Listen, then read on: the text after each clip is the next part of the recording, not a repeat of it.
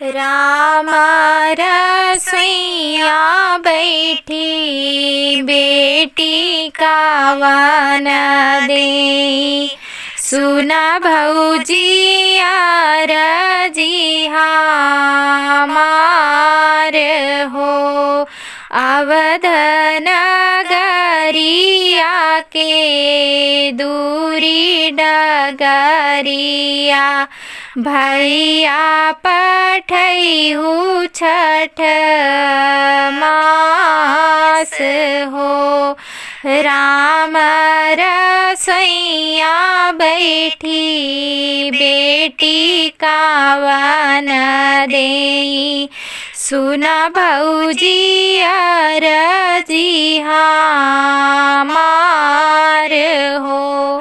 अवध नगरिया के दूरी डगरिया भैया पठैहु छठ मास हो।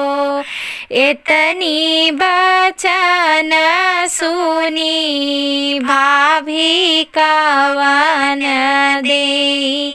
नैना ललित होई जाई हो।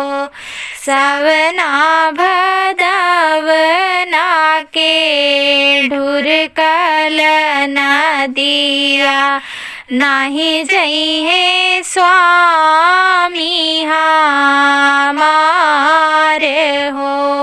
इतनी बचन सुनी भाभी का वन देई। नैना ललित होई जाई हो।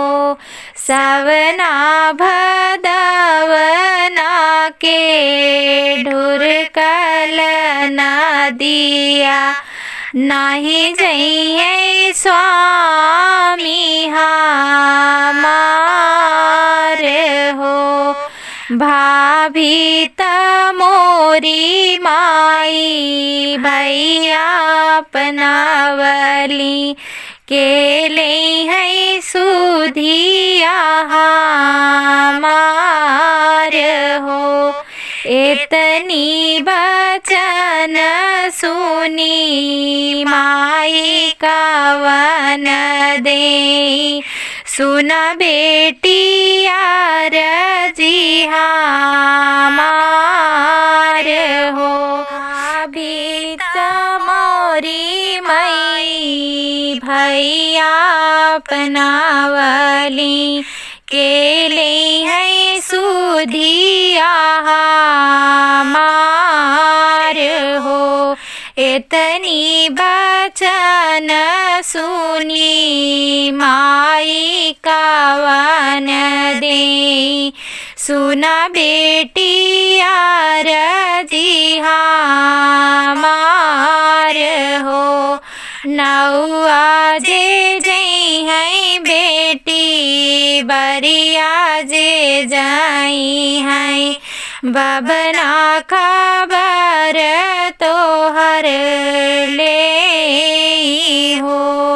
राम रसोइया बैठी बेटी का वन देई। सुना भौजी आरजी हमार हो। आप सबको मेरा ये गाना कैसा लगा? अगर अच्छा लगा हो तो मेरे चैनल को सब्सक्राइब करिएगा, लाइक शेयर कमेंट ज़रूर करिएगा। धन्यवाद।